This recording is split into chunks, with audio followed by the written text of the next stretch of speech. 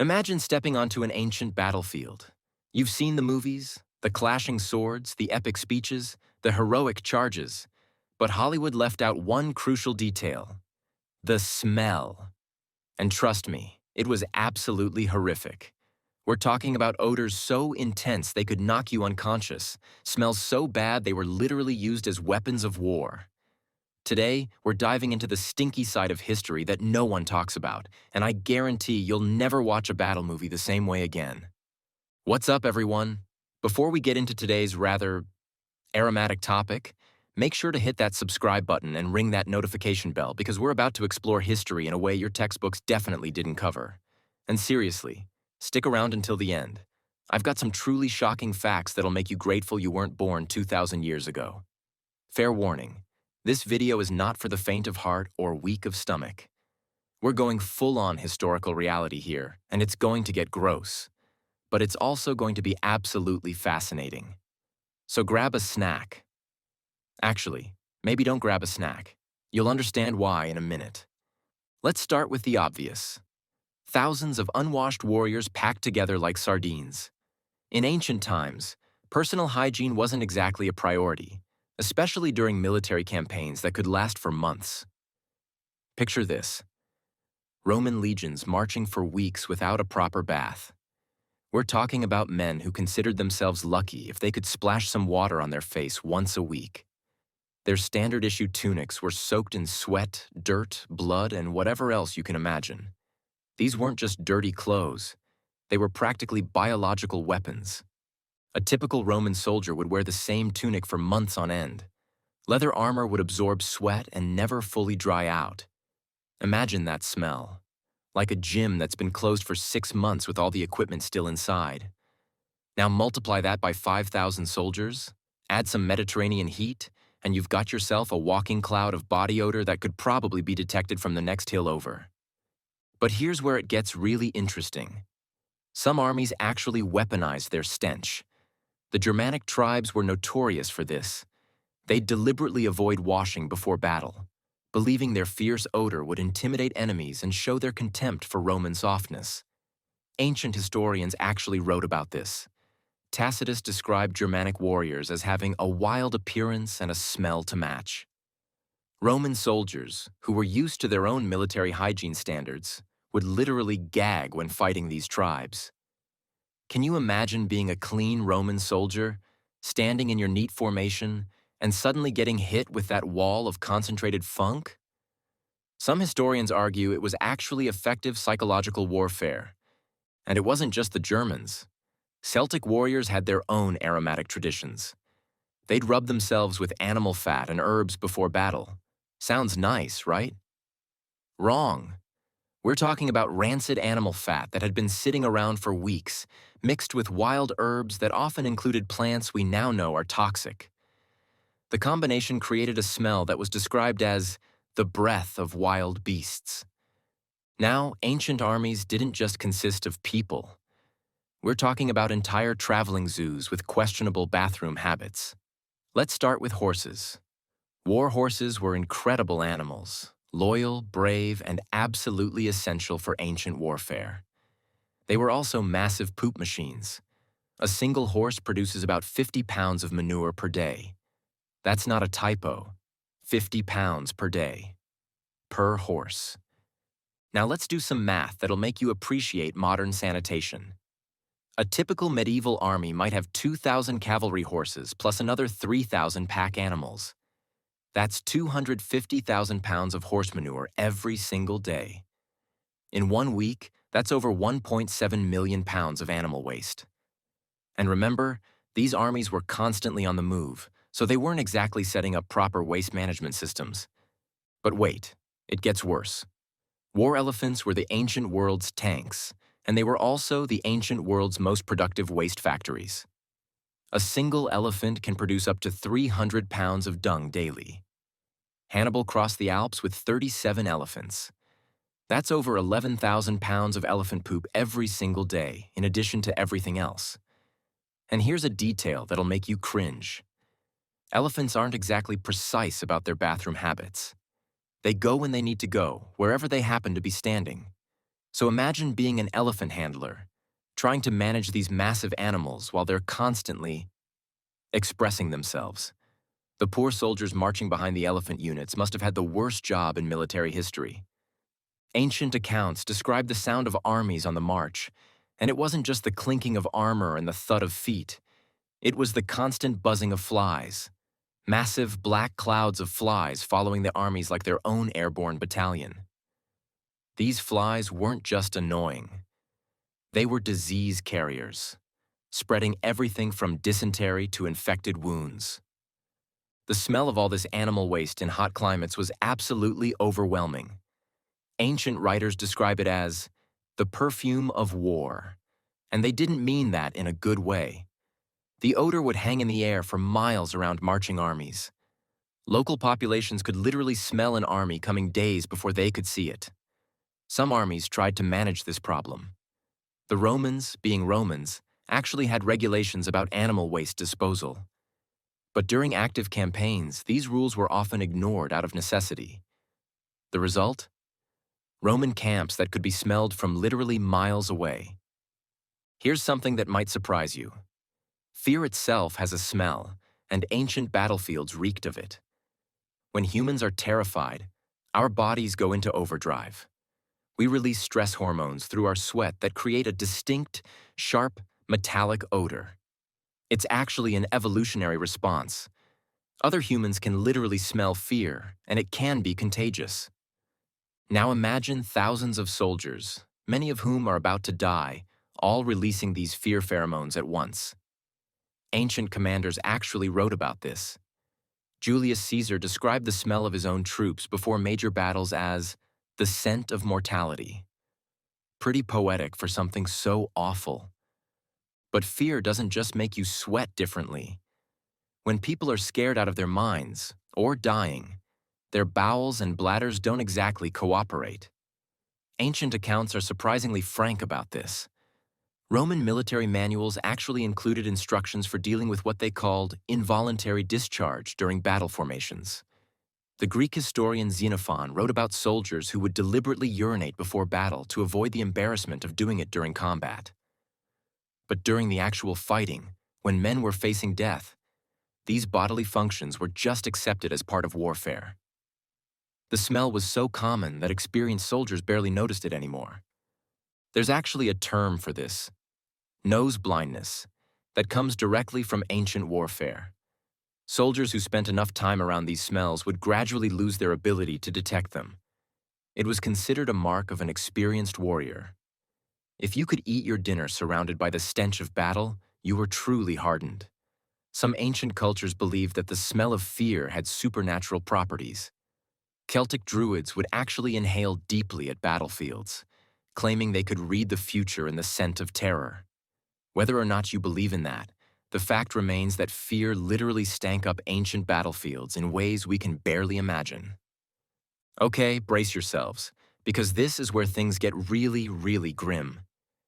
Ancient battles weren't like modern conflicts. There were no medics rushing to save the wounded, no helicopter evacuations, no quick cleanup crews. When someone fell, they stayed where they fell, sometimes for days, sometimes for weeks. The smell of decomposition in hot climates is something that, once experienced, haunts you forever. It's sweet and sickly at first, then becomes overwhelming and nauseating. Ancient historians wrote extensively about this. Plutarch described the aftermath of major battles as having an odor so intense that it could be detected from miles away. But here's what makes it even worse. Ancient battles often lasted for hours or even days. So while men were still fighting, they were literally fighting surrounded by the decomposing bodies of those who had fallen earlier. The smell would build and intensify as the battle raged on. Different climates produced different aromatic experiences. In hot, dry regions like Egypt or Mesopotamia, bodies would mummify quickly, creating a dusty, preserved smell mixed with the metallic scent of dried blood. In humid areas like ancient Britain or Germania, decomposition was faster and more pungent. The blood itself created its own distinct odor. When there's a lot of it, And we're talking about battles where thousands died. Blood has a strong, metallic, iron-like scent. Mixed with sweat, dirt, and everything else, it created what survivors described as the perfume of Mars, the Roman god of war. Ancient armor made this even worse. Metal armor would trap odors, and leather armor would absorb them. A warrior's gear would become a repository of every horrible smell from every battle they'd survived. Some pieces of ancient armor found by archaeologists still carry traces of these odors thousands of years later. The worst part? Bodies on battlefields attracted scavengers. Not just carrion birds, but wild animals, rats, and even domestic dogs that had been abandoned or lost. These animals would feed on the dead, creating an even more horrible cycle of smell and decay. Some battlefields became so contaminated that locals avoided them for generations. The soil itself would reek, especially when it rained and disturbed whatever was buried there. There are accounts of farmers finding ancient battlefields decades later just by following their noses. The earth itself had been permanently tainted. The weapons and tactics of ancient warfare added their own unique contributions to the aromatic nightmare. Let's start with the weapons themselves. Bronze and iron weapons had to be constantly maintained with oils and animal fats to prevent rust. These weren't pleasant-smelling substances. We're talking about rancid animal fat, often mixed with urine because the ammonia helped prevent corrosion. When these lubricants mixed with blood, sweat, and combat, they created their own distinctive smell. Ancient blacksmiths described it as the scent of war, metallic, oily, and organic all at the same time. It was so distinctive that experienced warriors could identify different types of weapons just by smell. Siege warfare was particularly nasty because of all the burning materials. When armies laid siege to cities, they'd use fire as a weapon. Wood, cloth, leather, tar, and unfortunately, people, all would burn together, creating thick, acrid smoke that survivors described as the breath of hell itself.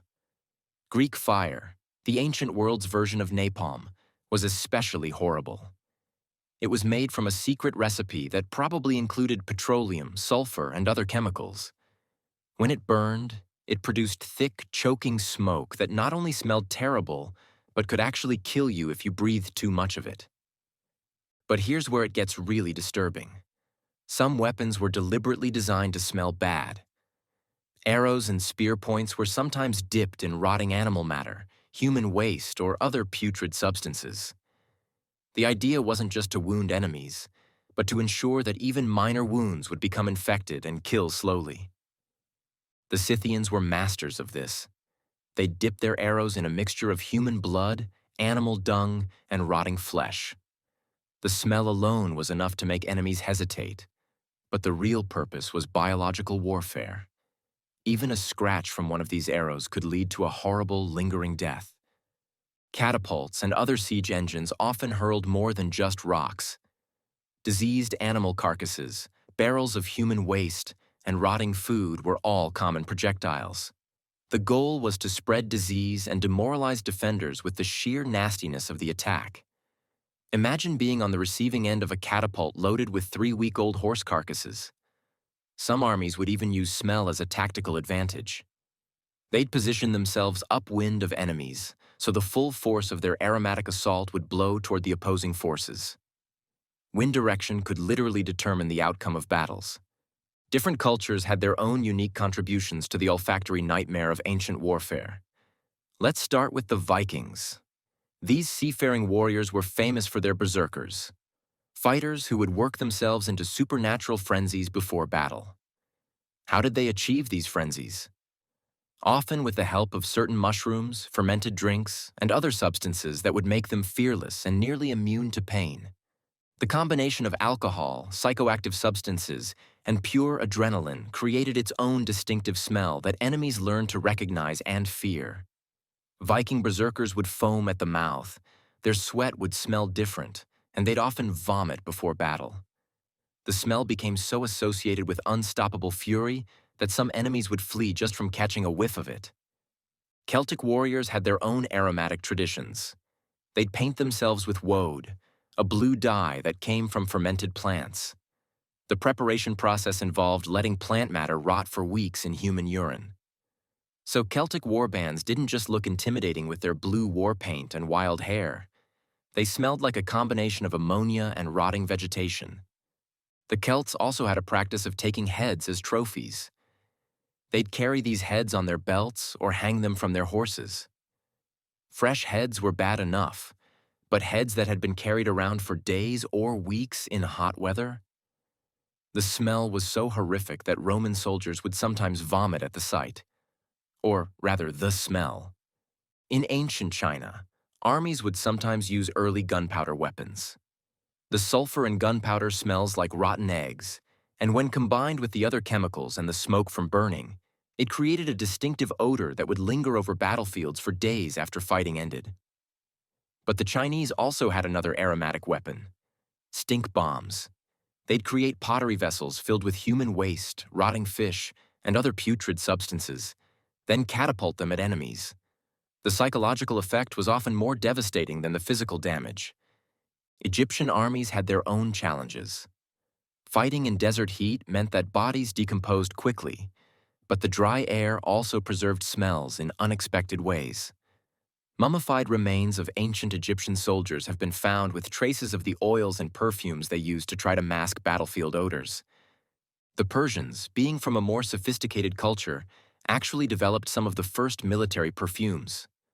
Persian commanders would douse themselves in expensive scents not for vanity, but as a practical necessity to mask the overwhelming battlefield odors.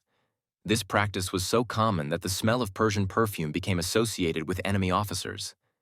Some Persian units would even perfume their weapons and armor. This wasn't just for smell. Certain scents were believed to have magical properties that would protect warriors in battle. Whether or not you believe in the magic, the practical effect was that Persian armies often smelled like a bizarre combination of rotting flesh and expensive flowers. If you think the battle itself smelled bad, the medical aftermath was somehow even worse. Ancient armies didn't have organized medical corps like we do today. Most wounded soldiers were left to fend for themselves. Without proper medical care, infected wounds created their own horrible smells that added to the battlefield atmosphere. Gangrene was probably the worst. It has a distinctly sweet, sickly odor that, once you smell it, you never forget. Ancient medical texts describe it as the smell of death approaching. Wounded soldiers with gangrene would often be abandoned by their own comrades because the smell was so overwhelming. But gangrene wasn't the only problem. Dysentery was rampant in ancient armies, and it created its own aromatic nightmare. Soldiers would be constantly sick, creating unsanitary conditions that made everything worse. The combination of battlefield wounds and intestinal disease was absolutely devastating. Ancient surgeons, and I use that term very loosely, would try to treat wounds with whatever they had available. This often meant using honey, wine, or animal fat as antiseptics. While some of these actually worked, they also created new smells when mixed with infected wounds. Amputation was common, and it was done without anesthesia. The smell of burning flesh as wounds were cauterized with hot irons was so distinctive that it became associated with military medicine. Soldiers could smell a field hospital from miles away. Disease would spread through armies like wildfire. Plague, typhus, and other diseases each had their own distinct smells. Experienced soldiers could actually diagnose diseases by smell alone, a skill that could mean the difference between life and death. The combination of all these medical horrors created what ancient physicians called the miasma of war, a combination of smells so toxic that it was believed to cause disease just by breathing it. While we know now that smell doesn't directly cause disease, these ancient doctors weren't entirely wrong. The conditions that created these smells were definitely disease-breeding environments. Now for some facts that'll blow your mind and probably make you a little queasy. Roman soldiers used a communal sponge on a stick as toilet paper. The same sponge. Passed around. Shared by dozens of men. During campaigns, this sponge would be cleaned by dunking it in a bucket of salt water or vinegar. But think about it. After weeks of campaign, how clean could that bucket really be? The sponge wasn't just unhygienic, It was also a disease vector. Intestinal parasites and diseases would spread through entire units via the communal sponge. Some historians argue that more Roman soldiers died from diseases spread by poor sanitation than from actual combat. Ancient perfume was incredibly valuable, and a big reason was warfare. A small vial of perfume could cost a soldier's entire yearly pay, but it was considered essential equipment for officers. They weren't being vain. They literally needed it to function in the aromatic hell of ancient warfare. Some ancient cultures believed that battlefield smells had spiritual significance. Celtic druids would perform rituals where they'd intentionally inhale the vapors from battlefields, claiming they could communicate with the spirits of the dead through smell. Whether or not you believe in the supernatural, the fact that they were willingly breathing in these horrible odors shows how important they thought it was. Viking warriors believed that the smell of battle would carry them to Valhalla. They'd actually try to die while still smelling like the battlefield, believing it would ensure their place in the afterlife. This led to some very strange pre-battle rituals involving deliberately covering themselves in blood and waste. The phrase, "to have a nose for battle," literally comes from ancient warfare. Experienced soldiers could tell how a battle was going just by the changing smells. If the scent of fear was getting stronger, they knew their side was losing. If the smell of blood was increasing, they knew the fighting was getting more intense. Ancient armies would sometimes use animals as early warning systems for dangerous smells. Canaries weren't just for coal mines. They were also used in military camps to detect poisonous gases from enemy weapons or dangerous miasmas from disease. Some battles were actually decided by smell. There are recorded instances where armies retreated not because of military pressure, but because the combination of smells became so overwhelming that soldiers couldn't continue fighting. The Battle of Cannae partially turned because Roman soldiers began vomiting from the smell of their own dead. Ancient recipes for military perfumes have survived, and they're fascinating. They often included things like crushed beetles, fermented fish sauce, and other ingredients that we'd consider horrible today. But in the context of battlefield smells, these probably seemed pleasant by comparison. The ancient world's most expensive perfume ingredient was ambergris, a substance that comes from whale intestines. It was literally worth more than gold, and it was used almost exclusively by military commanders to mask battlefield odors. So the most valuable substance in the ancient world was basically whale vomit used to cover up the smell of war. The psychological effects of these smells were just as devastating as the physical ones. Smell is directly connected to memory in ways that other senses aren't. Soldiers who survived ancient battles would often be triggered by certain smells for the rest of their lives. The scent of rotting meat, metallic blood, or even certain perfumes could instantly transport them back to the battlefield. Ancient texts describe what we'd now recognize as PTSD, but they often focused on the smell memories. Veterans would describe being unable to eat certain foods, visit certain places, or even be around certain people because of smell associations with battle. Some soldiers developed what ancient physicians called nose madness, a condition where they'd become obsessed with cleaning themselves, convinced they still carried the smell of battle. Others went the opposite direction, becoming completely indifferent to smell and hygiene. The psychological warfare aspect was very real. Some armies would deliberately enhance their natural smells with additional horrible substances, knowing that the smell alone could weaken enemy morale before the fighting even began. Ancient commanders understood this psychological dimension. They'd often try to position their cleanest, best-smelling troops at the front of battle formations, saving their most aromatic units for psychological impact. The smell of an approaching army could literally break enemy formations before contact was made. There are accounts of entire cities surrendering just from the smell of approaching armies. The combination of thousands of unwashed soldiers, rotting supplies, and animal waste would announce an army's arrival days before they were visible. For besieged cities, this psychological pressure was often worse than the actual siege. Not all ancient armies just accepted these horrible conditions. Some tried to find solutions with varying degrees of success. The Romans were probably the most advanced when it came to military hygiene.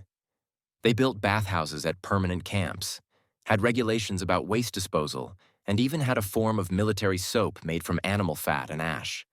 But even Roman standards were pretty low by modern measures. Roman soldiers were issued a daily ration of vinegar, which served multiple purposes. It was a disinfectant, a preservative for food, and a deodorizer. Soldiers would wash their clothes in diluted vinegar, clean their weapons with it, and even drink it to try to mask the taste of bad water. Some armies tried to use pleasant smells to counteract the bad ones. They'd burn incense, herbs, and other aromatic substances in their camps. But this often just created weird smell combinations rather than actually solving the problem. The Persians developed some of the first military deodorants, mixtures of herbs and minerals that soldiers would rub on their bodies. These weren't very effective, but they show that even ancient armies recognized the problem and tried to address it. Some cultures tried to use the power of suggestion.